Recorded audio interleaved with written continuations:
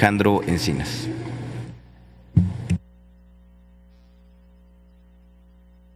Gracias, y qué bueno que abriste en el acuerdo.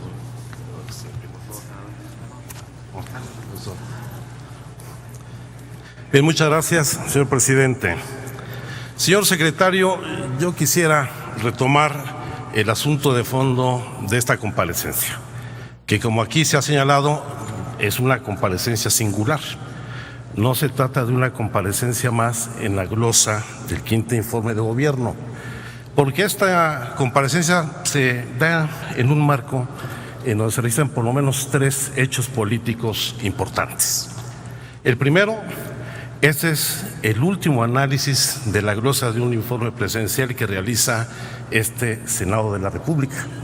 Ya la siguiente glosa la hará otra legislatura, cuando el gobierno actual ya haya quedado en el pasado y solo sea una mala anécdota política más. Por eso es importante hacer un balance de lo que ha hecho este gobierno. Pero además, como aquí ya lo ha señalado el senador Zoé Robledo, estamos ante un funcionario singular que ha trascendido 2 gobiernos durante 2 sexenios, de 2 distintos partidos políticos y que ha participado en prácticamente todos los ámbitos de la administración pública. Lo mismo ha sido secretario de Energía, secretario de Relaciones Exteriores, secretario de Desarrollo Social, secretario de Hacienda en 2 ocasiones, lo que da cuenta no solo de su gran movilidad y capacidad para adaptarse dentro de las distintas funciones públicas, sino también de su participación en la toma de decisiones fundamentales que han conducido a la muy precaria y difícil situación que hoy enfrenta nuestro país.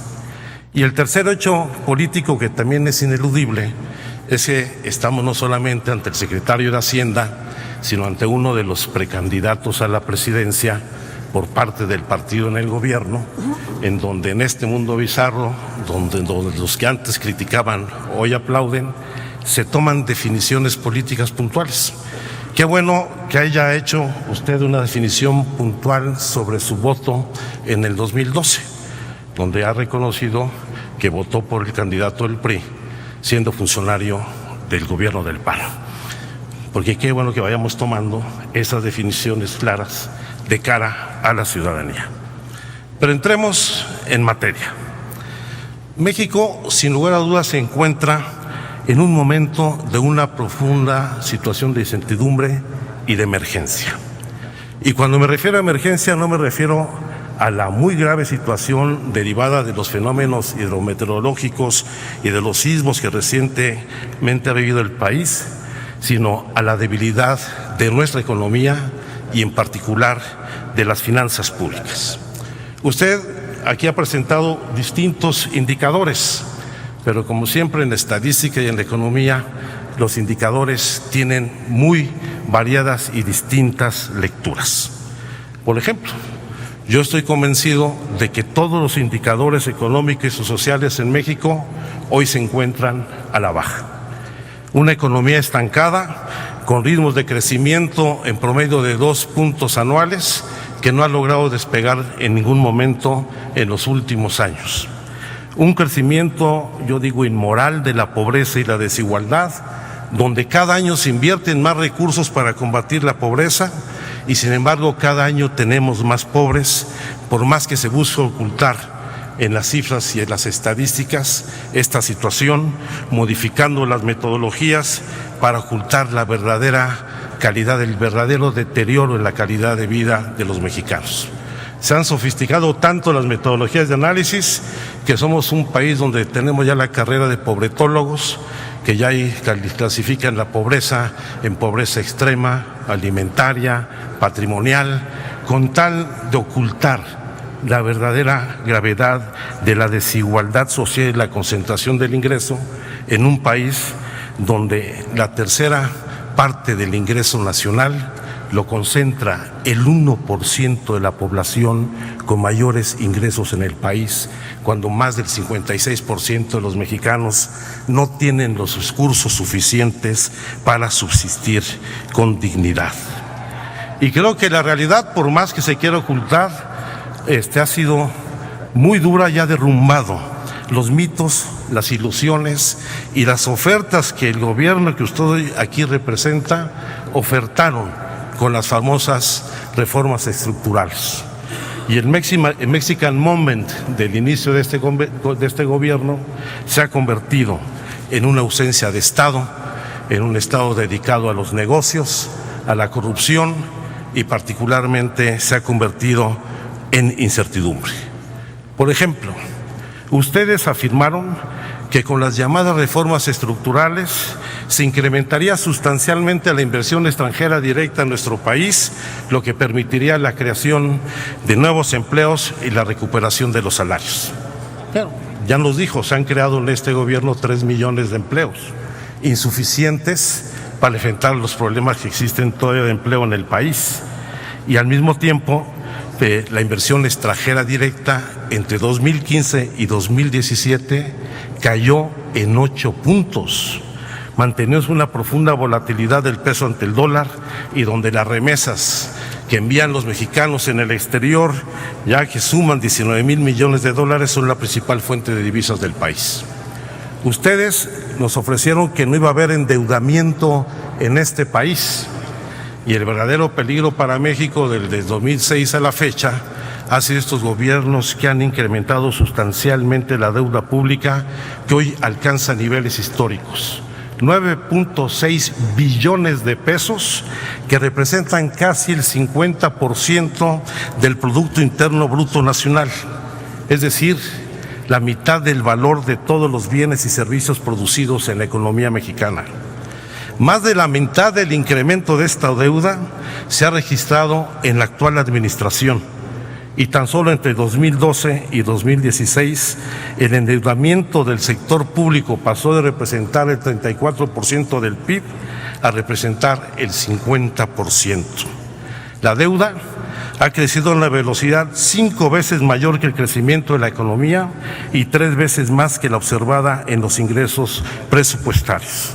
Y hoy, para el presupuesto 2018, piden una autorización para incrementar la deuda en más de 446,000 millones de pesos, 2 puntos porcentuales más del PIB, colocando a nuestra economía en una mayor vulnerabilidad. Claro, hay otros estados que tienen problemas. No estamos en la situación de Quintana Roo, donde su deuda representa el 233% de sus ingresos, o el caso de Chihuahua, que representa el 218%.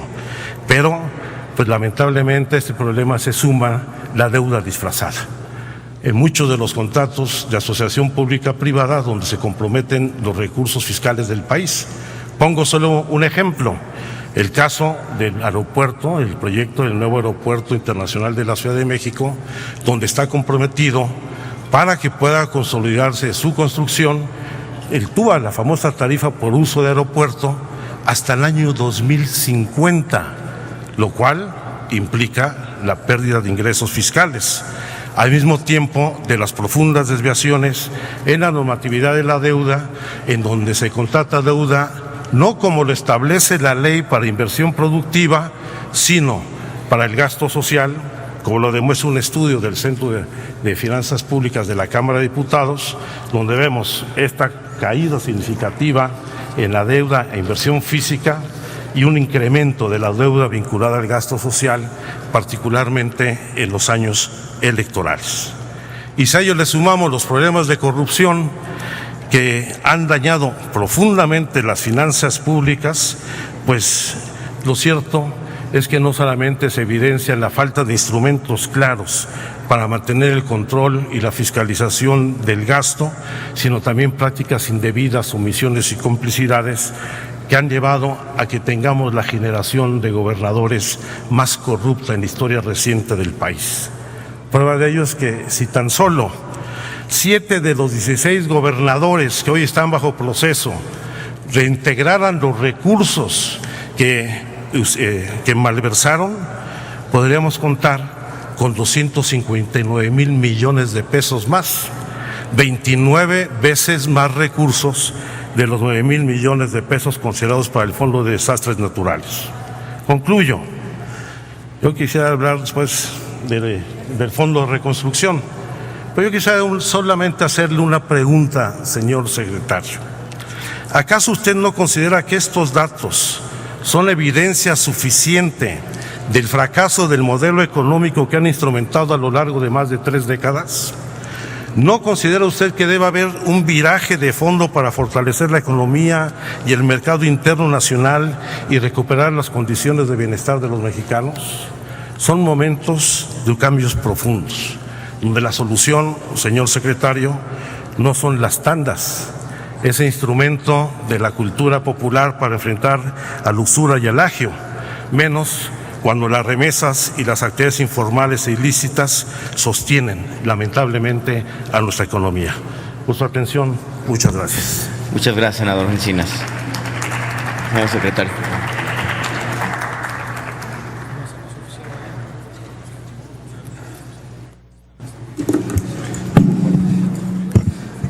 Señor senador Encinas, obligado como estoy a comparecer bajo protesta a decir verdad, quisiera empezar haciéndole un gran reconocimiento. Me parece que usted ha hecho del ejercicio del servicio público, del ejercicio del diálogo, del ejercicio de la construcción de consensos, un gran activo para el país en momentos de enorme dificultad. Como esto lo he dicho en lo privado, no tengo no solamente ningún empacho, sino que me da mucho gusto decírselo también en lo público. Sí quisiera hacer algunos matices respecto de lo que aquí se comentó, porque me parece que no se colige con la realidad de los datos y ciertamente se ha dicho, lo dijo usted en tribuna, que uno puede usar los datos casi para contar la historia que uno crea, pero me parece que eso no es cierto en términos de lo que estamos viendo en el desempeño de esta economía. Parto primero por reconocer que los retos que tenemos son enormes. Tenemos retos en pobreza, tenemos retos de inclusión, tenemos retos de desigualdad. Parto también por reconocer que la economía mexicana está como nunca sujeta a un proceso de incertidumbre que nos viene de fuera.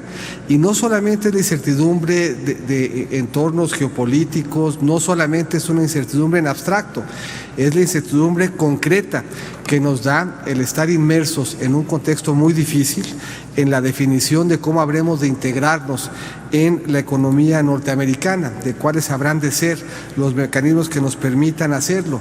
Y esa incertidumbre gravita sobre las decisiones que tomamos y esa incertidumbre nos obliga a dar desde aquí muestras de certeza.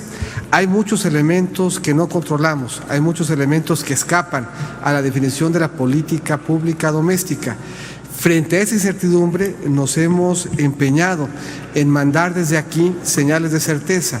Nuestro mejor instrumento para hacerlo es el paquete económico y el paquete económico ha mandado señales de certeza y de responsabilidad que hoy anclan un proceso de confianza en México, insisto, en medio de choques de confianza muy relevante, no solamente genéricos alrededor de las economías emergentes, sino específicos respecto a los retos que tiene la economía mexicana. Pero si hacemos un recuento, hay algunos datos que no hay manera de convertir o de sustanciar en la historia que usted refería. La economía crece menos de lo que nos gustaría, la economía crece menos de lo que necesitamos, pero la economía crece y lleva creciendo 30 trimestres de forma consecutiva. No hay forma de darle la vuelta en términos de querer señalar que no ha habido crecimiento. Puede uno comentar que nos hubiera gustado crecer más y lo hubiéramos hecho si tuviéramos un contexto internacional distinto. Pero les gustaría poder decir hoy en Rusia o en Brasil, les gustaría decir al promedio de las economías latinoamericanas, les gustaría poder decir a muchas de las economías en Europa o en Asia que están creciendo. Y hoy, en el mismo entorno difícil que tiene México, esas economías no crecen, su crecimiento es negativo o es inferior al crecimiento de la economía mexicana, por lo que el marco de certeza que se le ha venido dando al amparo de un buen manejo de finanzas públicas y de un proceso de reformas agresivo e importante, permite que hoy México crezca de manera sostenible y que seamos hoy 30% más grandes de lo que éramos apenas hace 6 años. Y 30% es un número importante. Si yo fuera 30% más alto, sería más o menos de la estatura del senador Gándara.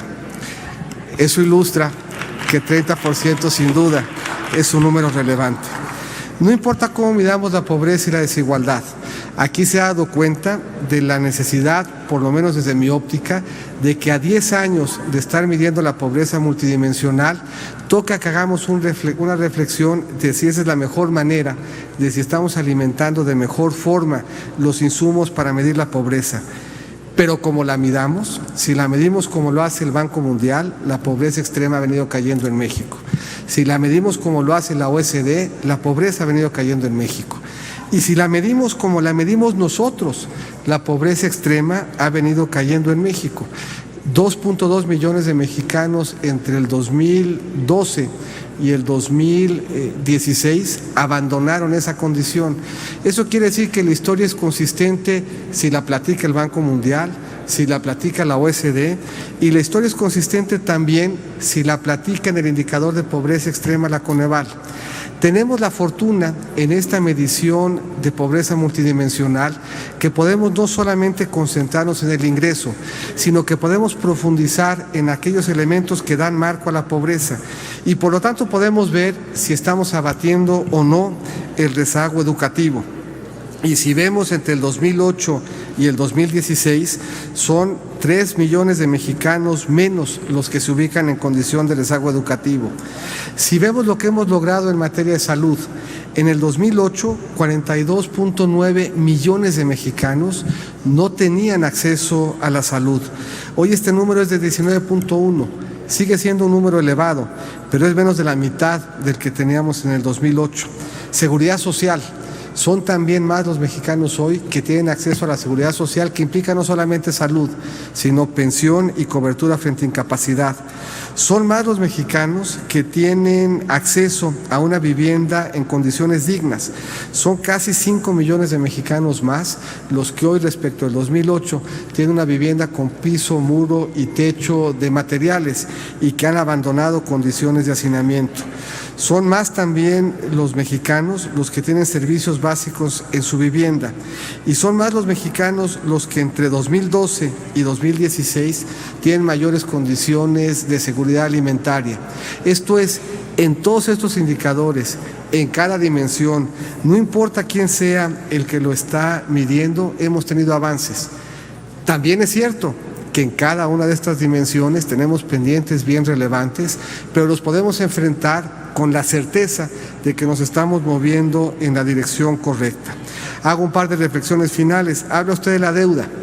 La deuda es un instrumento y es un instrumento que le permite a los países hacer frente a condiciones adversas, manteniendo un estímulo contracíclico y que nos permite seguir impulsando proyectos de inversión que en ausencia de esa deuda y dadas las rigideces que tienen el presupuesto no podríamos estar impulsando y que nos hubieran obligado no solo a no hacer la inversión, sino a desplazar un gasto financiero importante.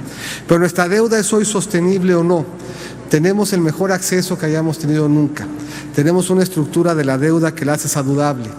Tenemos una trayectoria que es descendente. Tenemos la mejor calificación de nuestra deuda que hemos tenido en nuestra historia. Todo ello da cuenta de que la deuda como instrumento se usó de forma juiciosa. Se usó de forma juiciosa para enfrentar la crisis del 2009 y se usó de forma juiciosa para acompañar el proceso de entrada en vigor de las reformas estructurales. Como usted conoce bien la ciudad, conociendo los retos de su espacio en términos de posibilidades de ubicar en él un nuevo aeropuerto, no hay más geografía en la ciudad, en el Valle de México, para haber acomodado el aeropuerto que donde está. Y no hay mejor uso de la tarifa de uso aeroportuario del TUA que mejorar nuestras instalaciones aeroportuarias. Para eso es. Y hoy se está usando no solamente para mantenerlas actuales, sino para darle a la ciudad una opción de futuro con el nuevo aeropuerto. No hay mejor uso, pues, para ese recurso fiscal que darle a la ciudad, al Valle de México y al país la oportunidad y la posibilidad de un aeropuerto moderno en el único espacio del Valle donde tenemos posibilidad de hacerlo. Muchas gracias, señor senador. Muchas gracias, señor secretario.